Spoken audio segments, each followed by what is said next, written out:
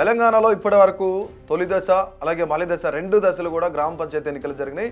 ఈ గ్రామ పంచాయతీ ఎన్నికల్లో ఎవరికి ఎన్ని స్థానాలు అనేది మనం ఒకసారి చూస్తే గ్రామ పంచాయతీ ఎన్నికలు పూర్తిగా రెండు దశల్లోనూ కాంగ్రెస్ పార్టీ తన హవా చూపించిందని చెప్పుకోవచ్చు. ఎందుకంటే అధికార కాంగ్రెస్ పార్టీకే గ్రామ స్థాయిలో ఉన్న ప్రజలంతా కూడా మద్దతు పలికారు. అయితే తొలి విడతలో 3834 సర్పంచ్ స్థానాలకు అలాగే 27,628 వార్డు స్థానాలకు ఎన్నికలు జరిగినాయి. అయితే ఇక రెండవ దశలో చూసినట్లయితే 3,911 సర్పంచ్ స్థానాలకు అలాగే 29,917 వార్డులకు కూడా ఇక్కడ ఎన్నికలు కంప్లీట్ అయినాయి అనమాట.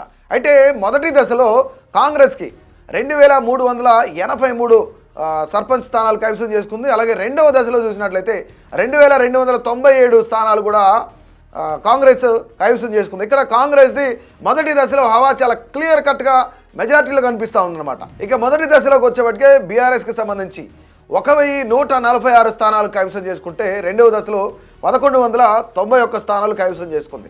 అయితే ఇక్కడ మొదటి దశలో అలాగే రెండవ దశలో బీజేపీ పూర్తిగా ఇక్కడ మూడో ప్లేస్కే పరిమితమైంది. బీజేపీ మొదటి దశలో చూసుకుంటే 181 పంచాయతీలు గెలుచుకుంటే గ్రామ సర్పంచ్లు గెలుచుకుంటే రెండో దాంట్లో కొంత పెరిగి 257 స్థానాలు గెలుచుకుందనమాట.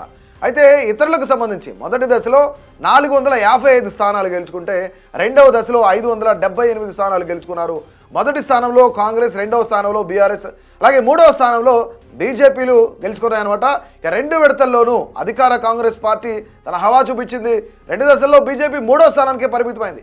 ఇక్కడ మరొక్కసారి గ్రామ స్థాయిలో ఉన్న ప్రజలందరూ కూడా బీజేపీని మూడో స్థానానికి పరిమితం చేశారు. గ్రామీణ ప్రాంతాల్లో అధికార పార్టీ మెజార్టీ ఎక్కువ స్థానాలు గెలుచుకుందనమాట. ఇక్కడ ముఖ్యంగా చూసుకున్నట్లయితే రెండో విడతలోనూ ఇక్కడ స్వతంత్ర అభ్యర్థులు చాలా ఎక్కువ విజయం సాధించారు.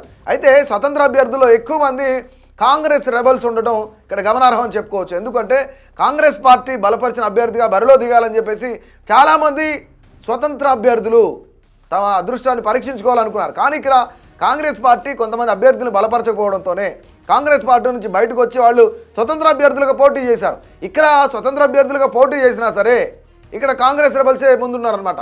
సో ఏది ఏమైనా సరే గ్రామీణ ప్రాంతాల్లో ప్రజలు మరొక్కసారి కాంగ్రెస్ పార్టీని హక్కును చేర్చుకున్నారని చెప్పుకోవచ్చు. ఎందుకంటే బీఆర్ఎస్ కంపేర్ చేసుకుంటే కాంగ్రెస్ చాలా ఎక్కువ స్థానాలు గెలుచుకుంది. ఇక్కడ మొదటి దశలో మనం ఒకసారి కంపేర్ చేస్తే 3,834 సర్పంచ్ స్థానాలకు గాను కాంగ్రెస్ పార్టీకి ఎన్ని వచ్చినాయి అనేది మనం చూస్తే ఇక్కడ ముఖ్యంగా మొదటి దశలో చాలా ఎక్కువగా 2,000 పైగా స్థానాలే కాంగ్రెస్ పార్టీ కైవసం చేసుకుంది. అలాగే రెండవ దశలో 3,911 సర్పంచ్ స్థానాలకు గాను కాంగ్రెస్ పార్టీ మళ్ళీ ఇక్కడ కాంగ్రెస్ పార్టీదే ఇక హవా కొనసాగించింది అనమాట. ఇక్కడ మొదటి దశలో కాంగ్రెస్ పార్టీకి మనం చూసినట్లయితే 2,383 స్థానాలు, రెండవ దశలో 2,297 స్థానాలు, అంటే ఆల్మోస్ట్ బీఆర్ఎస్కి సంబంధించి 1000 స్థానాలు కైవసం చేసుకుంటే కాంగ్రెస్ పార్టీ 2,000 కైవసం చేసుకుంది. ఇక్కడ బీఆర్ఎస్కి మొదటి స్థానంలో 1,146, రెండవ దశలో 1,191, పెద్ద ఫరకేం పడలేదు. మొదటి దశతో పోల్చుకుంటే రెండవ దశలో ఇంకా స్థానాలు తగ్గినాయి, ఆల్మోస్ట్ 50 స్థానాలు తగ్గినాయి. అంటే ఇక్కడ మొదటి దశలో బీజేపీ కొంత 180 స్థానాలకు పరిమితం అయితే రెండవ దశలో 257 కొంత పుంజుకుందని చెప్పుకోవచ్చు. అంటే ఇక్కడ ఓవరాల్గా మనం చూసుకున్నట్లయితే ఇక్కడ బీఆర్ఎస్ ఏం చెప్పింది ఇప్పటి వరకు కూడా ఏదైతే గ్రామ పంచాయతీ ఎన్నికలు వస్తున్నాయో అందులో మేము క్లీన్ స్వీప్ చేస్తాం, 33 జిల్లాల్లో కూడా ఖచ్చితంగా బీఆర్ఎస్కి మంచి మెజారిటీ వస్తుంది, గ్రామాల్లో ప్రజలు కాంగ్రెస్ అని నమ్మట్లేదు అని చెప్పేసి బీఆర్ఎస్ బీజేపీ రెండు చెప్పాయి. కానీ కాంగ్రెస్ పార్టీ ఏం చెప్పింది, 33 జిల్లాల్లో ఖచ్చితంగా క్లీన్ స్వీప్ చేయబోతున్నాం, ఇటు మండల పరిషత్తులు కానీ జిల్లా పరిషత్తులు కానీ అన్నీ మేమే కైవసం చేసుకుంటాం, రానున్న జిహెచ్ఎంసీని కూడా మేమే కైవసం చేసుకుంటాం అని చెప్పేసి కాంగ్రెస్ పార్టీ సవాల్ విసిరింది. ఇక్కడ కొంతమేర కాంగ్రెస్ పార్టీ ఓవరాల్గా మనం చూస్తే 55% స్థానాలు కాంగ్రెస్ పార్టీనే కైవసం చేసుకుంది.